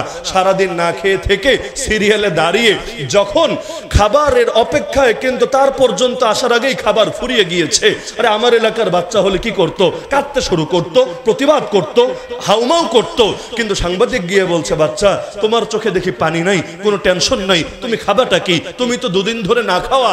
এক বাক্যে বলছে চাচা হাসবুনাল্লাহ হাসবুনাল্লাহ ওয়া নি'মাল ওয়াকিল, আমাদের জন্য এক আল্লাহই যথেষ্ট, তিনি সর্বোত্তম অভিভাবক। নার্স হসপিটালে সেবা দিচ্ছে, একের পর এক খাট আসছে, যে অসুস্থ যে নিহত শহীদ বলে ঘোষণা দিচ্ছে, যে আহত তাকে ভেতরে ট্রিটমেন্টের জন্য পাঠাচ্ছে। হঠাৎ এক খাটের উপর থেকে চাদরটা উঠিয়ে দেখে আর কেউ শোয়া না, তার প্রাণপ্রিয় স্বামী নিহত হয়ে পড়ে আছে। এই সমাজের নারী হলো কি করত? কাঁদতে কাঁদতে চিল্লাতে চিল্লাতে আসমান জমিন মাথায় তুলে ফেলতো। সেই নারী দুটো আঙ্গুল উঁচিয়ে ভি ভি মানে ভিক্টোরি চিহ্ন, দুটো আঙ্গুল উঁচিয়ে হসপিটালের অপর প্রান্তে থাকা তার মেয়েকে ডেকে ডেকে বলছে মা আমার, কলিজার টুকরা আমার, আল্লাহ তোমার বাপের হৃদয়ের তামান্না কবুল করেছে, এখন থেকে তুমি শহীদের মেয়ে, আমি শহীদের স্ত্রী। আরে তুমি শুকরিয়া আদায় করো, আল্লাহ আমাদেরকে বিজয় দিয়ে দিয়েছে। এমনকি শেখ ইসমাইল হানিয়ার দৃশ্য তো গোটা দুনিয়া দেখেছে। একই দিনে, তাও ঈদের দিন, তার পরিবারের 4 জন পুত্র এবং নাতি এক গাড়িতে শহীদ হয়ে গেল। আরে আমার মতো বাপ হলেও নিজের সামলাতে পারতাম না, এখনো সেই ঈমান বানাতে পারি নাই। কিন্তু যখন তাকে সংবাদ দেওয়া হলো, যারা দেখেছেন তো দেখেছেন, দেখেন নাই আজ গিয়ে দেখেন, কোনো ভাবান্তর নেই, কোনো ভাবান্তর নেই, না কান্নাকাটি, না চিৎকার, না শক খাওয়া, কিচ্ছু নাই, একেবারে স্বাভাবিক। তার স্ত্রী তখন হসপিটালে, ঈদের দিনও ছিল হসপিটালে। স্ত্রীকে গিয়ে যখন জানিয়েছে, স্বামী স্ত্রী দুজন মিলে চিহ্ন দেখিয়েছে, আজও সেই ছবি আছে, কিয়ামত পর্যন্ত এটা মুমিনদের হৃদয় শক্তি যোগাবে ইনশাআল্লাহ। তা আমাদের কত আলেম তো জেলে জীবন কাটিয়ে গেল, কি লস হয়ে গেছে বহুত? না রে ভাই, লস না। সূরা বুরুজের তাফসীরটা আল্লাহর ওয়াস্তে আমি অনুরোধ করে যাচ্ছি, কোনোদিন দেখা হোক বা না হোক, সূরা বুরুজের তাফসীরটা পড়বেন, আসহাবুল উখদুদের ঘটনা এবং ওই ঘটনায় বালকের যে কোরবানি, এটা পড়বেন, অন্তর থেকে সব কনফিউশন, সব ডাউট দূর হয়ে যাবে। আমরা যারা ভাবি আমি বেঁচে থাকলে, বেশি দিন হায়াত পেলেই ইসলামের বহুত ফায়দা হবে, খেদমত করে উল্টে ফেলবো, এটা একটা অবাস্তব অলিক কল্পনা। আর ওই বালক, ছোট বালক কি করতে পেরেছে? দ্বীনের জন্য খালি জানটা কোরবান করেছে। তার একার কোরবানি গোটা জনপদকে এমন মজবুত ঈমানের পথ দেখিয়েছে, একে একে সবাই আগুনে পুড়ে ছাই হয়েছে, ঈমান ছাড়তে রাজি হয়নি একজন। তাহলে কোরবানি দিতে রাজি আছেন? আমাদের আলেমরাই যদি কোরবানি দিতে পারে, তারা যদি কারাগারে বসে বসেই জান্নাতের সবুজ পাখি হতে পারে, আমি আপনি পিছিয়ে থাকবো কোন দুঃখে? আলেম তো রাতে ঘুমিয়ে থাকলেও জাহেলের ইবাদতের চাইতে উত্তম হয়। সে আলেমে যদি কারাগারে দিন কাটাতে পারে, আমি পিছিয়ে থাকবো কোন দুঃখে? আরে জমিনে দামি হয়ে কি হবে? আসমানে এবং আসমানওয়ালার কাছে দামি হতে হবে। মনে থাকবে তো ইনশাআল্লাহ? বেশি কষ্ট পেয়ে ফেললেন নাকি? তো সুতরাং মাজলুমকে কি অধিকার দেবেন? ওই আশায় থাকেন না, দয়া একটা কইরা দিব, বাস অটোমেটিক আইসা পায়ের সামনে সব অধিকার দিয়ে যাবে। অধিকার কেউ দেবে না, অধিকার কেড়ে নিতে হবে। মুক্তির এক সংগ্রাম আমাদের সামনে। স্বাধীন জাতি তো হয়েছি, তবে মুক্তি পাই নাই এখনো। দাসত্বের শৃঙ্খল থেকে, গায়রুল্লাহর গোলামি থেকে এখনো গায়রুল্লাহর গোলামি করে যাচ্ছি। 1757 থেকে আজ 2024 27 এপ্রিল দেশীয় বিবেচনায়, আন্তর্জাতিক বিবেচনায় সেই খেলাফত পতনের পর থেকে, ওসমানী খেলাফতের পর 100 বছর হয়ে গেছে। আজও পর্যন্ত নতুন খেলাফত এসেছে দুনিয়ার বুকে? আসে নাই। তা আমাদের খুব সওয়াব হচ্ছে আমল নামায়, তাই না? এই যে দুনিয়াব্যাপী মুসলমানদের ঐক্য নাই, আজকে খেলাফত থাকলে আল আকসা রক্ষার লড়াই শুধু হামাসকে করতে হতো না, শুধু গাজার মুসলমানদেরকে করতে হতো না, গোটা দুনিয়ার 200 কোটি মুসলমানের থেকে যে বাহিনী গড়ে উঠত, সেই সম্মিলিত বাহিনী একসঙ্গে গিয়ে কোমর ভেঙে দিত। পশ্চিমারা তো ঐক্যবদ্ধ হতে পেরেছে, কাফের মুশরিকরা তো ঐক্যবদ্ধ হতে পেরেছে, আমরাই খালি পারলাম না। অথচ ঐক্যের সবচাইতে বেশি যোগ্য ছিলাম আমরা, কারণ আমাদের কাছে রবের আদর্শ আছে। ঐক্য কোনোদিনও হবে না, কোনোদিনও না, জমিনে খেলাফা প্রতিষ্ঠা না হলে। আর খেলাফা দেশ হয় না, খেলাফা হয় এক দুনিয়ায় এক খেলাফা। এই খেলাফতের জন্য আমাদেরকে সাধ্যমতো কাজ করতে হবে। যদি নাও পারি, চেষ্টা পুরো করি, আল্লাহ মাফ করবেন ইনশাআল্লাহ। যদি চেষ্টাও না করি, কি জবাব দিবেন আল্লাহর কাছে? কুল্লুকুম রাইন ওয়া কুল্লুকুম মাসউলুন আন রাইয়াতিহি। প্রত্যেকে দায়িত্বশীল, প্রত্যেকে নিজের দায়িত্বের ব্যাপারে আল্লাহর কাছে জিজ্ঞাসিত হবেন। তো খেলাফা কায়েম করা দরকার নাকি দরকার না? দরকার নাকি দরকার না? না হলে খালি বয়ান দিবেন, স্লোগান দিবেন, ডায়লগ দিবেন, মিছিল করবেন, মিটিং করবেন, সভা করবেন, সমাবেশ করবেন, আন্দোলন 1 মাস 2 মাস চালাবেন, শেষ, খেল খতম। না হলে আপনি বাংলাদেশে, লড়াই হচ্ছে ইসরায়েলে, কিভাবে আপনি সেই লড়াইয়ে শরীক হবেন? কিভাবে? এর জন্য মুসলমানদের ঐক্যবদ্ধ প্ল্যাটফর্ম লাগবে, এবং সেই ঐক্যের জন্য কেন্দ্রীয় অভিভাবক লাগবে, যাকে সব আঞ্চলিক শাসকরাও মানতে বাধ্য থাকবে। ইসলামের ভাষায় তাকে আমিরুল মুমিনিন বলে। এই কথাগুলো অন্তত আলোচনা হোক, বাস্তবে পরিণত করতে পারি বা না পারি, অন্তত আলোচনা হোক। হলে কি হবে?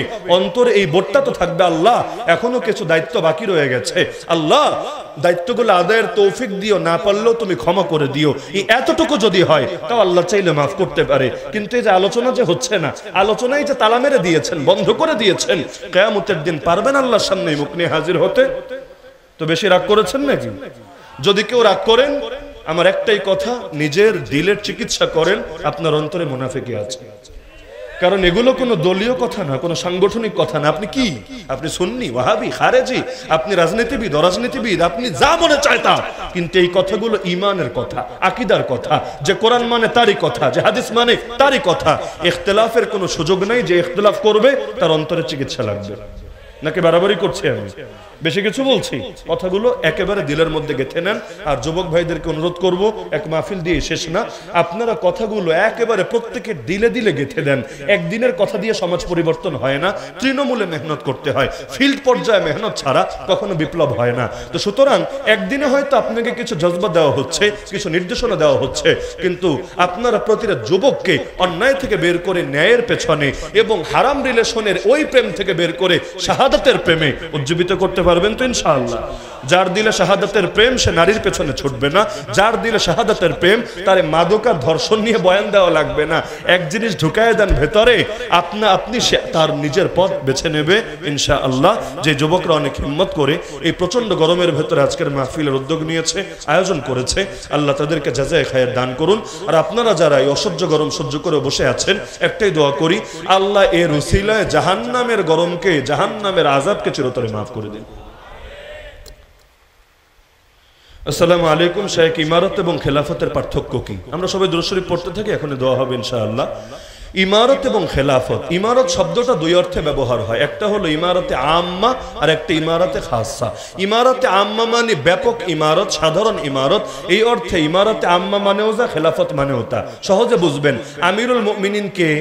খলিফাতুল মুসলিমিন। যে ওমর রাদিয়াল্লাহু আনহু কি ছিলেন? আমিরুল মুমিনিন ছিলেন। তিনি কি ছিলেন? খলিফাতুল মুসলিমিন ছিলেন। অর্থ কি ভিন্ন না একই?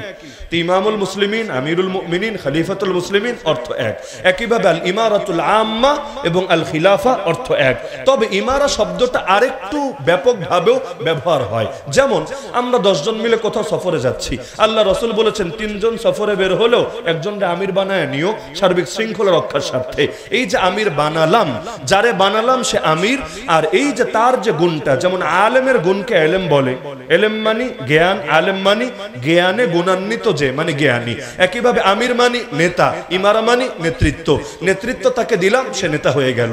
এখন প্রশ্নটা আসার একটা যুক্তি থাকতে পারে যে আফগানিস্তানের বুকে তারা যে শাসন ব্যবস্থা গড়ে তুলেছে এর নাম দিয়েছে ইমারা, খেলাফা দেয় নাই, নাম দিয়েছে কি ইমারা, আল ইমারাতুল ইসলামিয়া। একইভাবে ওই যে আরব আমিরাত, নাম শোনেন নাই? কি শোনেন নাই? ইউনাইটেড আরব এমিরাটস, ওই এমিরাত যেটা, আমিরাত যেটা, ওইটারই আরবি উচ্চারণ হলো ইমারা, মূল উচ্চারণ ইমারা। তো ইমারা মানে এখানে বোঝায় আঞ্চলিক শাসন। যেমন মোগল বাদশা যারা ছিল তারা খলিফা ছিল না, নিজেদেরকে খলিফা দাবিও করে নাই, তারা আমির ছিল, সুলতান ছিল, আঞ্চলিক শাসন ছিল। তাদের সময় খলিফা ছিল তুর্কিরা, ওসমানী সুলতানরা, তারা ছিল তৎকালীন খলিফা। তো এখন মনে করেন দুনিয়াতে যদি খলিফা হয় তাহলে খলিফা তো সারা দুনিয়া মিলে কয়জন হবে? একজন। কিন্তু তার অধীন আঞ্চলিক শাসক থাকবে না। মনে করেন আগের যুগের মতো ধরেন বাংলা রাজ্যে অমুক আঞ্চলিক শাসক, ভারত রাজ্য অমুক আঞ্চলিক শাসক, পাকিস্তান রাজ্য অমুক আঞ্চলিক শাসক, সৌদি আরব রাজ্য অমুক আঞ্চলিক শাসক। এই যে আঞ্চলিক শাসক এদেরকে বলা হবে আমির। কি বলবে? কি বলবে? আমির। আর কেন্দ্রীয় নেতা যিনি তাকে বলবে আমিরুল উমারা, আমিরুল মুমিনিন, খলিফাতুল মুসলিমিন, ইমামুল মুসলিমিন, মানে বাদশারও বাদশাহ, শাসকেরও শাসক, তিনি কেন্দ্রীয় নেতা। তাহলে ইমারা আফগানিস্তানে দাবি করেছে কেন? কারণ তারা সারা দুনিয়ার অভিভাবকত্বের দায়িত্ব এখনো নেয় নাই এবং এটা সম্ভব না। যেদিন নিজেকে খলিফা ঘোষণা করবে সেদিন পৃথিবীর অধিকাংশ মুসলমানের দায়িত্ব নিতে হবে কাঁধে। ওই অবস্থানে এখনো দুনিয়ার কোনো দেশ আসে নাই। এটার জন্য কি লাগবে জানেন? একটা কাজ হলেই চলবে। যেমন আফগানিস্তানের বুকে মুসলমানদের একটা শাসন হয়েছে নাকি হয়নি? এরকম ধরেন দুনিয়া জুড়ে 5টা 6টা শাসন হলো। আফ্রিকার বুকে ধরেন মালি সোমালিয়ায় হলো, ওদিকে মনে করেন সিরিয়ায় হলো, ওদিকে মনে করেন উদাহরণ হিসাবে ইয়ামানে হলো, এদিকে মনে করেন আমাদের অঞ্চলে হলো। এরকম বেশ কয়েকটা শক্তিশালী শাসন যখন হবে সবাই মিলে একটা মিটিং এ বসবে। আমরা তো আলাদা আলাদা আছি, চল একজনকে কেন্দ্রীয় লিডার মানি যে আমাদের সবাইকে কমান্ড দিয়ে পরিচালনা করবে। কারণ নেতারও তো নেতা লাগবে, না হলে ঐক্য হবে কিভাবে? তো এই যে কেন্দ্রীয় যাকে আমির বানাবে তাকেই খলিফা বলা হবে। তো খেলাফত দুনিয়ায় কায়েম করতে চাইলে আঞ্চলিক শাসনের বিকল্প নাই, অনেকগুলো শক্তিশালী ইমারা লাগবে। আল্লাহ আমাদের এই জমিনকেও একটা ইসলাম ইমারা হিসেবে কবুল করুন। নাকি এটাও জঙ্গিবাদী দোয়া? তাহলে আর বিপরীত দোয়া কি? নাস্তিকবাদী জমিন, সেকুলার জমিন, হিন্দুত্ববাদী জমিন, মাঝামাঝি অপশন নাই যে হুজুর ট্রান্সজেন্ডার টাইপের দোয়া আছে নাকি? একুলো না ওকুলো না, না ইসলামে মাঝামাঝি নাই। মাঝামাঝি হলো মুনাফিকি। ইসলামে হয়তো এইটা না হলে ওইটা, মাঝামাঝি তরিকা চলবে না। হয়তো ইমান না হলে কুফুর, হয়তো হক না হলে বাতিল, হয়তো আলো না হলে অন্ধকার। ইসলামী শাসন চান? চান? যে বলবে চাই না তার মানে ও কুফরি শাসন চায়, কারণ মাঝামাঝি কিছু নাই। তো ইমানদার হতে চাইলে ইমানি শাসন লাগবেই। আসসালামু আলাইকুম। বর্তমানে মুসলমানদের করণীয় কি বলা হয়ে গিয়েছে। আমার দৃষ্টিতে সবচাইতে বেশি করণীয় আমাদের শাখাগত ইখতিলাফগুলো আলেমদের মধ্যে সীমাবদ্ধ রেখে আমাদের গোটা জাতিকে ঐক্যবদ্ধ হওয়া দরকার, অস্তিত্ব রক্ষার লড়াই। কারণ আলেমদের ইখতিলাফ মেটাতে পারবেন না, আশা করেও লাভ নাই। মাযহাবী ইখতিলাফ, মাসলাকি ইখতিলাফ, এগুলো আলেমরা করবে, করুক গিয়া। আপনি সাধারণ মানুষ, আপনার ইন্টারফেয়ারের দরকার কি? আলেম করলে করবে দলিল দিয়ে, ইলম দিয়ে। আপনি করবেন কি দিয়ে? গালি দিয়ে, ছোল দিয়ে? আরে আলেমরে আল্লাহ তার ইলমের কারণে মাফ করে দিতে পারে, কারণ সে তো একটা হক বের করার চেষ্টায় আছে। কিন্তু আপনি গালি দিয়ে কোন জান্নাতে যাবেন? জান্নাতুল ফেরদাউসে না জান্নাতুল নাইমে? তা আমাদের সাধারণ মানুষের দরকার কি? আলেম ওলামার ইখতিলাফে ইন্টারফেয়ার করা। হ্যাঁ, যেটা চিহ্নিত বাতিল ওটা তো বাতিলই, ওগুলো নিয়ে কোনো আপোষ নাই। আমি বলছি যেগুলো বাতিল না, তবে হকেরই বিভিন্ন শাখা, এক এক ফুলের এক এক ঘ্রাণ। তো সেখানে ইখতিলাফ আলেমরা করে করুক, আমরা সাধারণরা ঐক্যবদ্ধ হই হিন্দুত্ববাদ ঠেকানোর লড়াইয়ে, নাস্তিক্যবাদ ঠেকানোর লড়াইয়ে, সেকুলারিজম ঠেকানোর লড়াইয়ে, কাদিয়ানি, হিজবুত তাওহীদ, আহলে কোরআন ঠেকানোর লড়াইয়ে। আল্লাহ তাআলা সবাইকে তৌফিক দান করুন। হুজুর বলছেন বৃষ্টির জন্য একটু দোয়া করতে ইনশাআল্লাহ। তবে আমার একটু ব্যক্তিগত অনুরোধ থাকবে যে আমরা একটু আবহাওয়াটা উপযোগী করার দোয়া করলে মনে হয় ভালো হয়। কারণ আমরা তো সারা দেশে সফর করি, কৃষকরা একটু পেরেশানিতে আছে যে হুজুররা যে হারে ইস্তেসকা পড়া শুরু করেছে, এখন বৃষ্টি আসলে আমাদের কৃষকদের মাথায় চিন্তা পড়বে। আর আমাদের সিলেটেও গতকাল শিলাবৃষ্টি হয়েছে। শিলাবৃষ্টি হলে ক্ষেতের যে কি ক্ষতি হয় এটা আপনারা শহরে যারা থাকেন কল্পনা করতে পারবেন না। মানে পুরো মৌসুমের এটাই নষ্ট হয়। আর আল্লাহ নবী সাল্লাল্লাহু আলাইহি ওয়াসাল্লামের জামানায় অনাবৃষ্টির জন্য বৃষ্টি বৃষ্টি দোয়া হয়েছে, মানে পানি ফুরিয়ে গিয়েছে, বৃষ্টির দোয়া হয়েছে, এমন নজির আছে। তবে সৌদি আরবের তাপমাত্রা এমনি 40-এর উপরেই থাকে বেশিরভাগ সময়ে। তো এরকম গরমের জন্য আল্লাহ নবী বা সাহাবি কখনো ইস্তেসকার নামাজ পড়েছেন বলে আমার জানা নাই। আজকেও আমি ফ্লাইটে ওঠার আগেও মোটামুটি 5-6 ঘন্টা এটার পেছনে কাটিয়েছি যে হানাফি ফিক কি বলে বা অন্যান্য মাযহাব কি বলে। হানাফি ফিক ঘেটে ঘেটে আমি এটা বের করেছি, যেমন আল বাহরুল রায়েকের মধ্যে আছে বা আরো একাধিক কিতাবের মধ্যে আছে। যখন কুয়া শুকিয়ে যাবে, পুকুর শুকিয়ে যাবে, নদী শুকিয়ে যাবে, মুসলমানরা ব্যাপক হারে পানির কষ্টে পড়বে, তখন ইস্তেসকার নামাজ আদায় করা হবে। তো ইমাম আবু হানিফার আবার এখানে একটু ইখতিলাফ আছে, ওদিকে না যাই, কিন্তু মূল মাযহাবের ফতোয়া এটা যে তখন গিয়ে ইস্তেসকার নামাজ পড়া হবে। তবে আমি সারাটা দিন মেহনত করে এমন একটা পয়েন্ট পাই নাই যে গরম কমানোর জন্য, বৃষ্টি প্রার্থনার জন্য নামাজ পড়া হবে। তো গরম আল্লাহ চাইলে এমনি কমিয়ে দিতে পারে বৃষ্টি ছাড়াই। আমার আল্লাহ তাআলার এই কুদরত আছে এবং বিভিন্ন সময়ে তিনি ঘটিয়েছেন। তা আমি কৃষকদের বিবেচনায় বিশেষভাবে আমি এখন বৃষ্টির দোয়াটা না করে আমরা আবহাওয়াটা আল্লাহ তাআলা আমাদের জন্য সহনীয় করে দেখ, এই দোয়াটা করলে মনে একটু ভালো হয় নাকি? মানে আমি একটা মতামত শেয়ার করছি, আমারটা আমি চাপিয়ে দিচ্ছি না বা ফতোয়া না, মতামত শেয়ার করছে যে আমার বিবেক বলে আর কি, এতে একটু ভালো হয় নাকি? ইনশাআল্লাহ তাহলে এমন হোক। আর যদি কেউ বৃষ্টি প্রার্থনা নামাজ পড়ে আমার আপত্তি নেই, আমি ভুল ধরছি না, আবার খেপা যায় না, আরে আপনি বেশি বুঝে ফেলেছেন অমুকের চাইতে তমুকের চাইতে। না, আমি বেশি বুঝি নাই, আমি একটা মত শেয়ার করলাম আর কি। আপনি চাইলে গ্রহণ করতেও পারেন, না পারেন, সমস্যা নাই। প্রয়োজনে দুই দোয়াই কইরা দেন যে আল্লাহ বৃষ্টিতে কল্যাণ থাকলে বৃষ্টি দাও, আল্লাহ আবহাওয়া উপযোগী হয় কল্যাণ হলে সেটাই তুমি কইরা দাও, আল্লাহ তুমি সর্বময় কল্যাণের অধিকারী। আলহামদুলিল্লাহ রাব্বিল আলামিন ওয়াস সালাতু ওয়াস সালামু আলা সাইয়্যিদিল মুরসালিন ওয়া আলা আলিহি ওয়া আসহাবিহি আজমাইন। ইয়া রাব্বাল আলামিন, ইয়া আরহামার রাহিমিন, ইয়া আহকামাল হাকিমিন। ইয়া আল্লাহ, আপনি আমাদের আজকের এই কোরআনের মাহফিলকে কবুল করে নেন। আল্লাহ, আপনি আমাদের জিন্দেগির সমস্ত গুনাহ খাতাকে মাফ করে দেন। আয় আল্লাহ, জেনে না জেনে, বুঝে না বুঝে, প্রকাশ্যে অপ্রকাশ্যে, সগীরা কবিরা যত গুনাহ করে ফেলেছি, আপনার কাছে দুটো হাত তুলে ক্ষমা ভিক্ষা চাচ্ছি। মেহেরবানি করে জিন্দেগির সমস্ত গুনাহগুলোকে মাফ করে দেন। আয় আল্লাহ, পবিত্র রমাদান মাস চলে গিয়েছে, এই মাসে আপনার কত লক্ষ কোটি বান্দাকে আপনি মাফ করেছেন। আয় আল্লাহ, জানি না আমাদের নাম সেই সৌভাগ্যবানদের খাতায় উঠেছে কিনা। আয় আল্লাহ, যদি না উঠে থাকে, আয় আল্লাহ, এই মজলিস থেকে ভিক্ষা চাচ্ছি, এখান থেকে ওঠার সময় এমন নিষ্পাপ হয়ে ওঠার তৌফিক দেন, আমাদের মায়েরা যেদিন জন্মেছিল যেমন নিষ্পাপ ছিলাম। আয় আল্লাহ, আমাদের মা বাবা, আপনজন, আত্মীয় স্বজন যারা দুনিয়া থেকে চলে গিয়েছেন, কবরে শায়িত আছেন, প্রত্যেকের কবরে আযাবকে মাফ করে দেন, প্রত্যেকের কবরকে জান্নাতুল ফেরদাউসের বাগান বানিয়ে দেন। আয় আল্লাহ, আমাদের যে মুরব্বীরা এখনো জীবিত আছেন তাদেরকে নেক হায়াত দান করেন। আমাদের মধ্যে যারাই অসুস্থ সবাইকে শেফায়ে কামেল আজল নসিব করেন। যারা ঋণগ্রস্ত সবাইকে ঋণ পরিশোধের তৌফিক দান করেন। যে যে মুসিবতে আটকে আছে সকলের মুসিবতকে দূর করেন। প্রত্যেকের পরিবারে সুখ শান্তি রহমত বরকত দান করেন। আয় আল্লাহ, যারা এই মাহফিল আয়োজন করেছে, দেশ থেকে বিদেশ থেকে খেদমত আঞ্জাম দিয়েছে, আয় আল্লাহ, প্রত্যেককে জাযায়ে খায়ের দান করেন। বিশেষ করে প্রবাসী ভাইদেরকে তাদের প্রবাস জীবনকে সুখময় বরকতময় বানিয়ে দেন। সকল ধরনের বিপদ আপদ বালা মুসিবত থেকে হেফাজতে রাখেন। তাদের রিজিকের মধ্যে আরো বেশি থেকে বেশি বরকত দিয়ে দেন। হে আল্লাহ, তারা যেভাবে এই দূরে থেকেও কোরআনের মাহফিলকে ভোলে নাই, হে আল্লাহ, আপনিও তাদেরকে সদা সর্বদা হেফাজতের মধ্যে রাখেন। হে আল্লাহ, আমাদের মাওলানা মামুনুল হক সাহেবকে আগামী এক সপ্তাহের মধ্যে আমাদের বুকে ফিরিয়ে দেন। হে আল্লাহ, আপনার এই বান্দা 3টা বছর ধরে বড় জুলুম সচ্ছে, ধুকে ধুকে মরছে। হে আল্লাহ, এমনি তো কোরআনের অনেক পাখিকে আমরা হারিয়ে ফেলেছি, এমনি তো ময়দান শূন্য। হে আল্লাহ, আপনার দ্বীনের এই সাচ্চা খাদেমকে আমাদের বুকে ফিরিয়ে দেন। আরো যত নাম জানা অজানা আলেমের কারাগারে পড়ে আছেন সবাইকে অতি দ্রুত মুক্ত করে আমাদের মধ্যে ফিরিয়ে আনেন। সারা দুনিয়ার মাজলুম মুসলমানদেরকে হেফাজত করেন, বিশেষ করে গাজার মুসলমানদেরকে হেফাজত করেন। হে আল্লাহ, হামাসের মুজাহিদদের হাতকে শক্তিশালী করেন। হে আল্লাহ, ইসরায়েলের হানাদারদের কোমরকে ভেঙে দেওয়ার তৌফিক দান করেন। হে আল্লাহ, আল আকসা মুক্ত স্বাধীন করার তৌফিক দান করেন। হে আল্লাহ, বাংলার জমিন থেকে হিন্দুত্ববাদী আগ্রাসনকে একেবারে রুখে দেওয়ার তৌফিক দান করেন, নাস্তিক্যবাদকে রুখে দেওয়ার তৌফিক দান করেন। হে আল্লাহ, এই দেশের ইসলাম আর মুসলিম উম্মাহকে আপনি হেফাজত করেন। হে আল্লাহ, আমাদের কেউ নাই আপনি ছাড়া। হে আল্লাহ, আমাদের কেউ নাই আপনি ছাড়া। হে আল্লাহ, আপনি আমাদের হয়ে যান, আমাদেরকে আপনার বানিয়ে নেন। হে আল্লাহ, যার সাথে আপনি থাকেন তার আর কাউকে লাগে না। হে আল্লাহ, আপনার শক্তিতে শক্তিমান হয়ে সকল বাতিলের কোমর ভেঙে দেওয়ার তৌফিক দান করেন। হে আল্লাহ, আমাদের সবাইকে হারামাইন শরীফাইনে জিয়ারত নসিব করেন। আয় আল্লাহ, আপনার হাবিবের রওজায়ে আতহারের সামনে দাঁড়িয়ে সালাত এবং সালাম পেশ করার তৌফিক দান করেন। আয় আল্লাহ, স্বপ্ন যুগে একবার হলেও প্রিয় নবীজিকে দেখে আমাদের দিল আর চোখকে শীতল করার তৌফিক দান করেন। আয় আল্লাহ, আপনার বান্দাদের এই প্রচন্ড গরমে গ্রীষ্মের তাপদাহে বড় কষ্ট হচ্ছে। আয় আল্লাহ, আপনি বাংলার মুসলমানদের উপর আপনি রহম এবং করম করেন। আয় আল্লাহ, আবহাওয়াকে আপনি ঠান্ডা করে দেন। আয় আল্লাহ, আপনি আমাদের জন্য কল্যাণের ফয়সালা করে দেন। আয় আল্লাহ, সবাই চাইলেই তো এসি কিনতে পারবে না। সবাই চাইলেই তো সবসময় শীতাতপ নিয়ন্ত্রিত কক্ষে থাকতে পারবে না।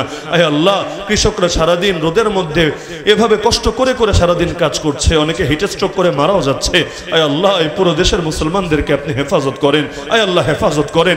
আয় আল্লাহ, আপনি যদি আযাব গজব দেন তা সওয়ার মতো কোনো ক্ষমতা আমাদের নাই। আয় আল্লাহ, আমাদের গুনাহের কারণে আমাদেরকে পাকড়াও করবেন না।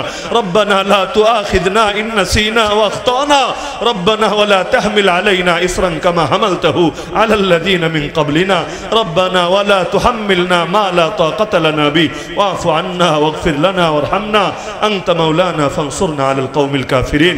আল্লাহ, আপনার বান্দার একমাত্র কোরআনের মহব্বতে, আলেম ওলামার মহব্বতে এই গভীর রজনী পর্যন্ত এখানে পড়ে আছে। এখানে উপস্থিত প্রতিটা বান্দার নাম জান্নাতুল ফেরদাউসের লিস্টে লিখে দেন। বিশেষ করে যারা দান সদকা করেছে, প্রত্যেকের দান সদকাকে কবুল করে নেন।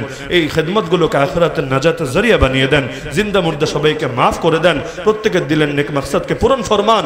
আয় আল্লাহ, আসমানে জমিনে সমস্ত বালা মুসিবত থেকে হেফাজত ফরমান। আয় আল্লাহ, আগামীতে আরো বৃহৎ পরিসরে আরো সুন্দরভাবে এই কোরআনের মাহফিলের আয়োজন সম্পন্ন করার তৌফিক দান করেন। আয় আল্লাহ, আমাদের সবার দিলকে এক এবং নেক করে দেন। বাতিলের বিরুদ্ধে ঐক্যবদ্ধ হওয়ার তৌফিক দান করেন। আপনার জমিনে খেলাফা কায়েমের মেহনত লেগে থাকার তৌফিক দান করেন। ইসলামের বিজয় দেখে যাওয়ার তৌফিক দান করেন। আয় আল্লাহ, আমি পাপীকে শহীদের মৃত্যু দান করেন। আমার সাথে যারা আমিন বলে সবাইকে শহীদের মৃত্যু দান করেন। রক্তের শেষ বিন্দুটুকু জমিনে ঢেলে আপনার জমিন ইসলামের ঝান্ডা সমুন্নত করার তৌফিক দান করেন। রব্বানা তাকাব্বাল মিন্না ইন্নাকা আনতাস সামিউল আলিম ওয়া তুব আলাইনা ইয়া মাওলানা ইন্নাকা আনতাত তাওয়াবুর রহিম। ওয়া সাল্লাল্লাহু তাআলা আলা খাইরি খালকিহি সাইয়্যিদিনা মাওলানা মুহাম্মদ ওয়া আলা আহলি বাইতিহি ওয়া আসহাবিহি আজমাইন ওয়ারহামনা মাআহুম বিরহমাতিকা ইয়া আরহামার রাহিম।